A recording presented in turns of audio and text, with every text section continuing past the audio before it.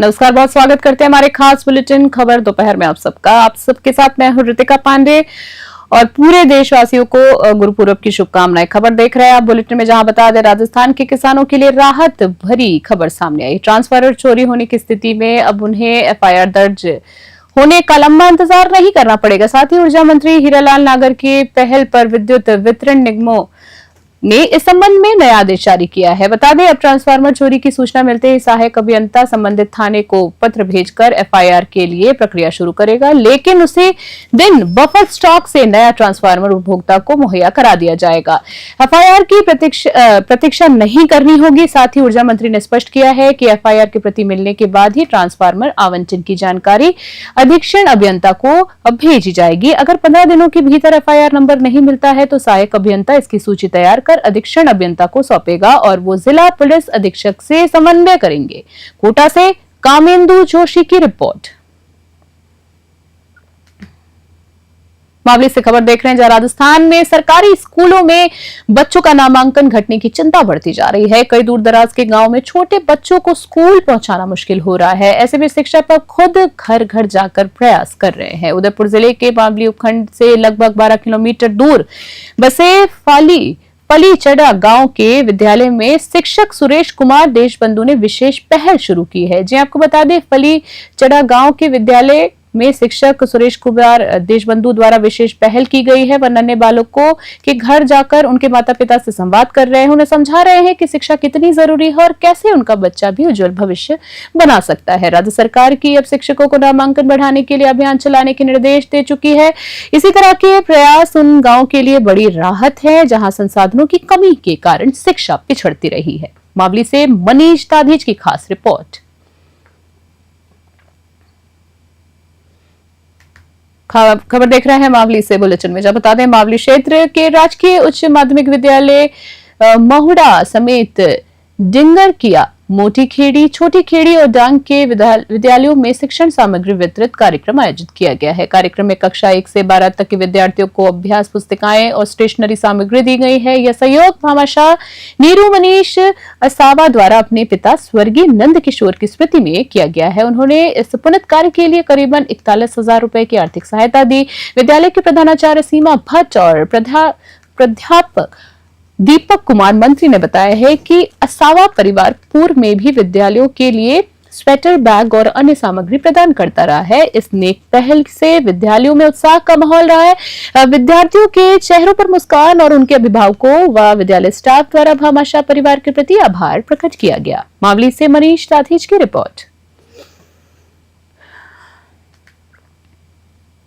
खेलड़ी से खबर देख रहे हैं बुलेटिन में, आपको बता दें कठुमर थाना क्षेत्र के गांव चाबंड के नगला में एक महिला अपने खेत पर काम करने गई थी, जहां अज्ञात कारणों के चलते बिजली के करंट से उनकी मौत हो गई है। परिजनों ने बताया कि मृतका बीणा सैनी सुबह खेत पर काम करने गई थी, जिसके करंट लग गया, जिसको खेरड़ी उपजिला अस्पताल लाया गया। चिकित्सकों ने परीक्षण के बाद मृत घोषित कर दिया। खेरड़ी थाना पुलिस ने अस्पताल पहुंचकर शव को मोर्चरी में रखवाया और कठुमर थाना पुलिस को मामले की सूचना दी। कठुमर थाना पुलिस मौके पर पहुंचने के बाद पोस्टमार्टम किया जाएगा। खेरड़ी से इकलेश शर्मा की रिपोर्ट।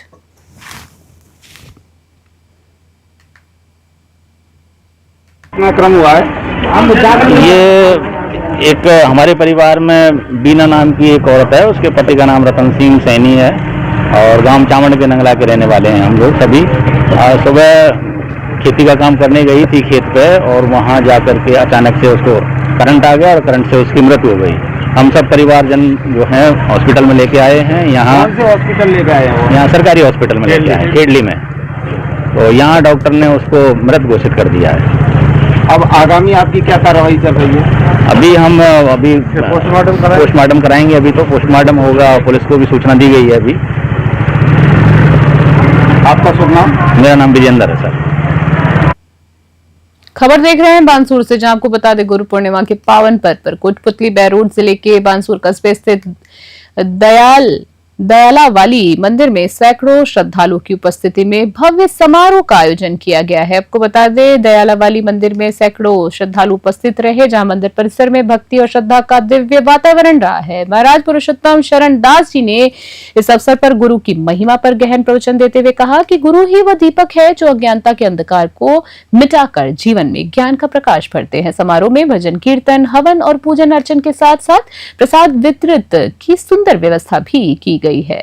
भक्तगण बारी बारी से प्रसादी ग्रहण करते हुए गुरु के चरणों में अपनी श्रद्धा प्रकट कर रहे थे। वहीं समापन अवसर पर महाराज जी ने सभी श्रद्धालुओं को जीवन में सच्चे गुरु की शरण लेने और उनके बताए गए मार्ग पर चलने का संदेश दिया। बानसूर से सतीश शर्मा की रिपोर्ट।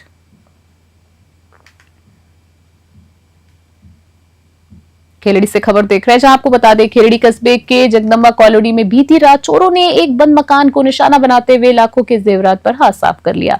पीड़ित हेमराज अग्रवाल जो कालवाड़ी गांव में अपनी विकलांग मां और पत्नी के साथ रहते हैं, बुधवार शाम को जब अपने खेड़ी स्थित मकान पहुंचे तो मेन गेट और कमरों के ताले टूटे हुए मिले। अंदर प्रवेश करने पर घर में कपड़े बर्तन बिखरे हुए थे और अलमारी से मंगलसूत्र, 2 सोने की अंगूठियां और एक चैन और एक जोड़ी चांदी की पायजेब गायब थी।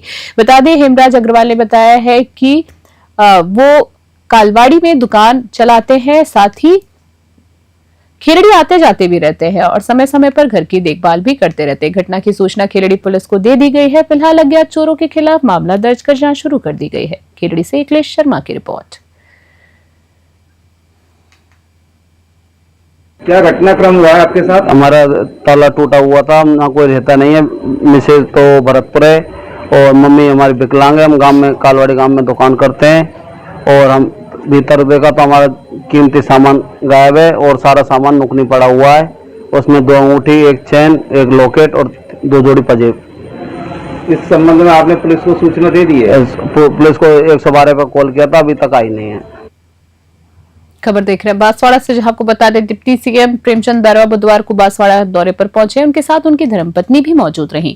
उनके आगमन पर भारतीय जनता पार्टी कार्यालय में उनका भव्य स्वागत किया गया। इसी बीच कार्यकर्ताओं ने माल्यार्पण कर उनका अभिनंदन किया और उन्हें कार्यकर्ताओं ने प्रतीकात्मक तीर कमान भी भेंट किया है। बता दें, पार्टी कार्यालय से निकलने के बाद डिप्टी सीएम सर्किट हाउस पहुंचे, जहां उन्होंने स्थानीय प्रशासनिक अधिकारियों और नेताओं से शिष्टाचार भेंट की है। बाद में बांसवाड़ा जिले के प्रसिद्ध शक्तिपीठ त्रिपुरा सुंदरी मंदिर पहुंचे और पूजा अर्चना कर प्रदेशवासियों को सुख समृद्धि की कामना की है। मंदिर में दर्शन के बाद डिप्टी सीएम प्रेमचंद बैरवा ज्ञानाश्रम पहुंचे, जहां उन्होंने महामंडलेश्वर उत्तम स्वामी महाराज से आशीर्वाद प्राप्त किया। बांसवाड़ा से प्रमोद कलाल की विशेष रिपोर्ट। गुरु पूर्णिमा की बहुत बहुत बधाई सभी को। और आज यहाँ बांसवाड़ा में आया हूँ, अभी भारतीय जनता पार्टी के कार्यालय में मेरे कार्यकर्ताओं से, जनप्रतिनिधियों से, सभी से मिलना हुआ है और आज मैं सभी को बहुत बहुत गुरु पूर्णिमा की बहुत बहुत बधाई देना चाहूँगा, बहुत बहुत शुभकामनाएं। अभी मैं गुरु जी के गुरुद्वारे जाके और फिर उसके बाद में माता जी के दर्शन करने चाहूँगा कि हमारे गुरुओं का आदर करें और जो संस्कार है वो संस्कार हमारे आने वाली पीढ़ी तक पहुंचाए, ताकि हम संस्कार और संस्कृति से रहें। यही मैं सभी से आह्वान करना चाहूँगा। देखो, जीवन में जब तक आदमी जिंदा रहता है, जब तक उसके गुरु होते हैं और जिससे जो सीख ले वही गुरु है, इसलिए मैं सभी को गुरु मानता हूँ।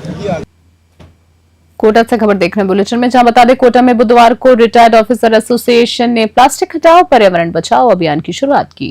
इस मुहिम की प्रेरणा लोकसभा अध्यक्ष ओम बिरला से मिली है, बता दें, जिन्होंने प्लास्टिक मुक्त भारत की अपील करते हुए इसे जन आंदोलन बनाने का आह्वान किया है। अभियान के तहत एसोसिएशन ने शहर के विभिन्न इलाकों में जाकर कपड़े के थैले वितरित किए और लोगों को प्लास्टिक के दुष्परिणामों के प्रति जागरूकता प्रदान की है। विशिष्ट अतिथि के रूप में कोटा दक्षिण विधायक संदीप शर्मा कार्यक्रम में मौजूद रहे। वहीं वरिष्ठ भाजपा नेता पंकज मेहता और एसोसिएशन के कई सदस्य भी उपस्थित थे। एसोसिएशन के अध्यक्ष दिनेश जैन ने बताया है कि कोटा को स्वच्छ और हरा भरा बनाने के लिए ये पहल की गई है। अभियान के संयोजक देवेंद्र सिंह चौहान ने कहा है कि प्लास्टिक के स्थान पर पर्यावरण के अनुकूल विकल्प अपनाना आज समय की मांग है। कपड़े के थैले एसोसिएशन के संयुक्त महामंत्री केपी गोरवाल द्वारा उपलब्ध कराए गए हैं।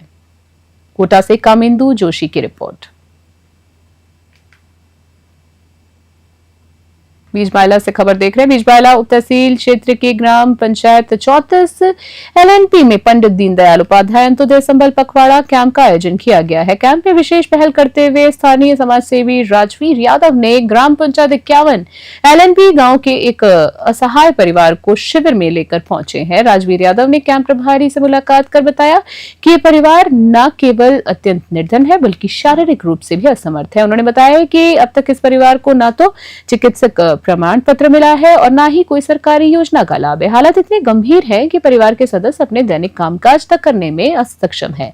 साथ ही राजवीर यादव ने सरकार और समाजसेवी संगठनों से आग्रह किया कि इस परिवार की स्थिति को प्राथमिकता के आधार पर देखा जाए और जन कल्याणकारी योजनाओं का लाभ इन्हें शीघ्र दिलाया जाए। बीजबाला से प्रदीप अरोड़ा की रिपोर्ट।